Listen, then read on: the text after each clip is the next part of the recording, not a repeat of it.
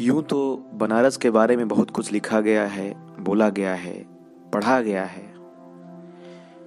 पर बनारस में जो रहने आते हैं, चाहे वो पढ़ने आए, चाहे नौकरी करने आए, और उसके बाद बनारस से जब दूर जाते हैं तो बनारस से दूर तो चले जाते हैं, पर बनारस को अपने मन में बसा के ले जाते हैं।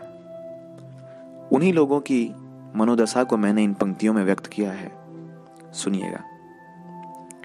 बनारस तुम सिर्फ एक शहर नहीं हो, मायका हो उन सभी का जो तुम्हारे होकर तुमसे दूर हैं। बनारस तुम सिर्फ एक शहर नहीं हो, मायका हो उन सभी का जो तुम्हारे होकर तुमसे दूर हैं। तुम सफर की शुरुआत हो तो तुम रास्ता हो और तुम ही मंजिल हो। तुम लंका हो, अस्सी हो और मधुवन हो। तुम वसंत हो और तुम ही सावन हो।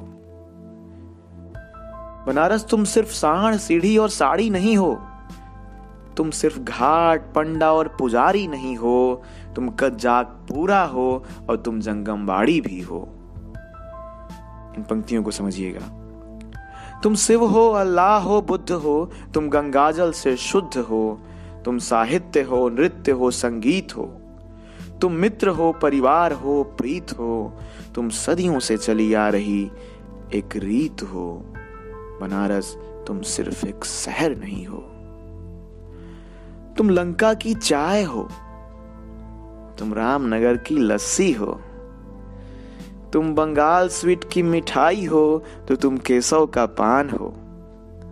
बनारस तुम महादेव की आरती हो। बनारस तुम महादेव की आरती हो तो अल्लाह का अजान हो। तुम सुबह बनारस हो तो तुम मणिकर्णिका का मसान हो।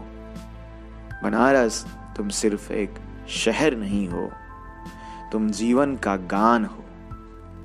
तुम जीवन का गान हो, तुम जीवन का प्रारंभ भी हो और जीवन का अवसान हो। बनारस इन बेचैन सी स्याह शामों का तुम एक खुशनुमा विहान हो। इन बेचैन सी स्याह शामों का तुम एक खुशनुमा विहान हो। बनारस तुम सिर्फ एक शहर नहीं हो। बनारस तुम सिर्फ एक